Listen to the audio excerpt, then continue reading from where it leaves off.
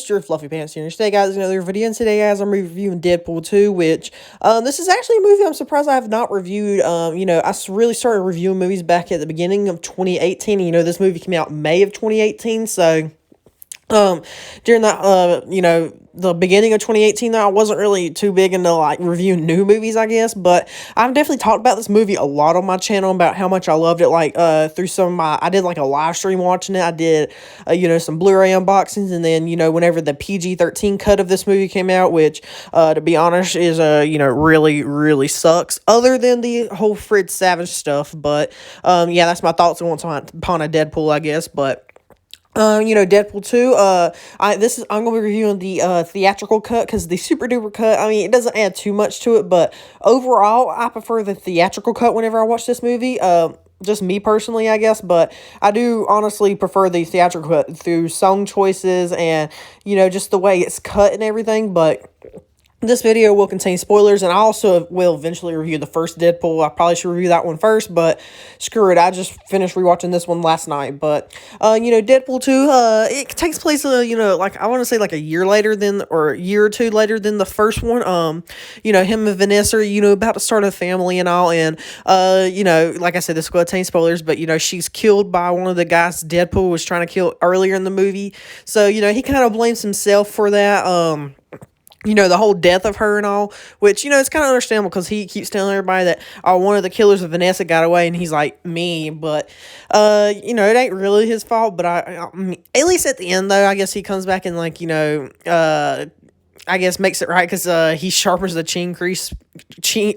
cream cheese spreader, but and this movie is, in my opinion, I do think this is better than the first one and even more hilarious than the first one. There's just so many great jokes in this one, but some of the supporting cast came back, like TJ Miller, even Buck from the bar or whatever, but some of the new characters like Cable, played by Josh Brolin, is fantastic, and Domino is also fantastic. Never thought we needed a superhero with her superpower being luck would actually be a good cinematic superhero, but heck, it is.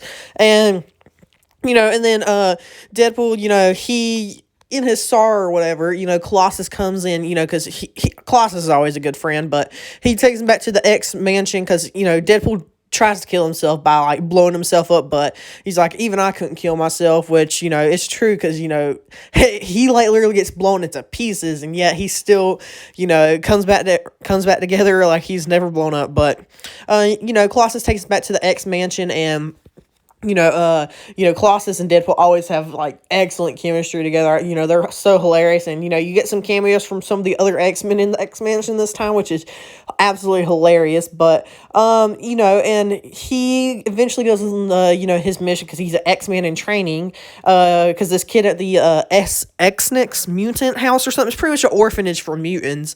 This kid's going crazy and all, and Deadpool notices that he's been being abused or so what. So he literally goes on a killing rampage and kills a lot of the I guess the people that work at the orphanage or whatever.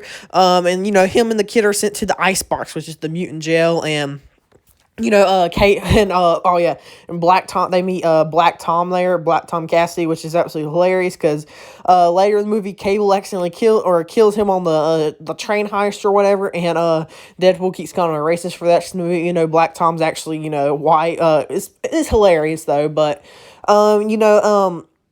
Cable breaks into the Icebox trying to kill Russell, which in the future, Russell actually kills his wife and his daughter, so that's the reason, he's came back in time to kill Russell, but, Cable, you kind of feel for him, but, eventually they all do work together at the end because, to try to save Russell, but, Russell kind of gets mad at Deadpool or whatever, but he puts together the X-Force, which is hilarious and probably my favorite scene of the movie, whenever they're jumping out of the plane, the Thunderstruck.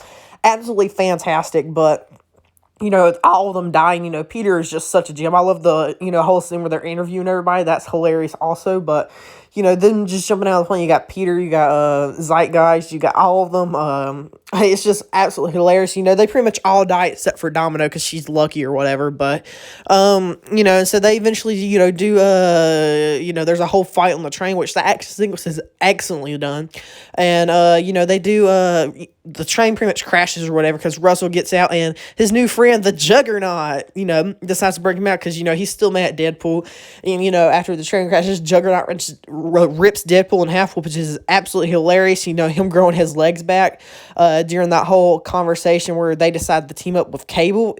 Oh my God, that is probably the funniest scene out of the entire movie, or at least whenever I first saw it in theaters. Like, absolutely hilarious. But, I mean, it's just, and then, they eventually could go back to the orphanage or whatever because Russell plans to kill the headmaster or whatever. And then Cable said after he does that, he gets a taste for it. And, so they go there, there's a big fight ensues. And let's just say Deadpool sacrifices himself for Russell, which, does make Russell turn good and, does save Cable's daughter and wife or whatever. But, it's really emotional, him dying or whatever because the whole movie, he keeps trying to die himself. He goes to, I guess, heaven for a little bit, but then he has to, it brings him back to life or whatever. And Vanessa's like, your heart's not in the right place. Kids give us a chance to be better than we used to be or something like that. But, so, eventually, whenever he sacrifices himself for that kid, that's enough, for him to actually get in and whatever. So, him and Vanessa share, like, a short time.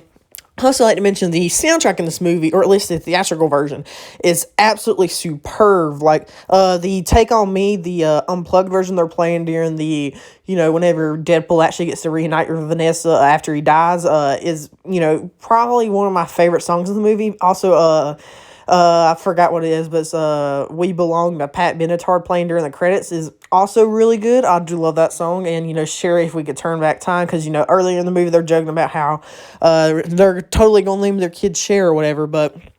And then Vanessa's like, you can't stay here. Your F word needs you, and, his F word's family. And...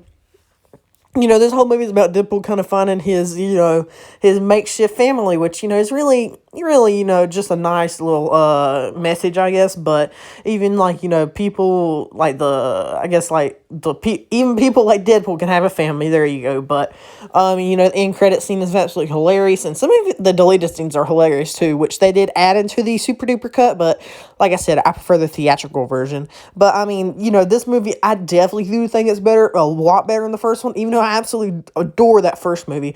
This one is just so enjoyable throughout, and I just love it so much, and it's hilarious, very, very hilarious. But, David Leitch is definitely one of my favorite directors. Like, he was one of the co-directors of the first John Wick movie.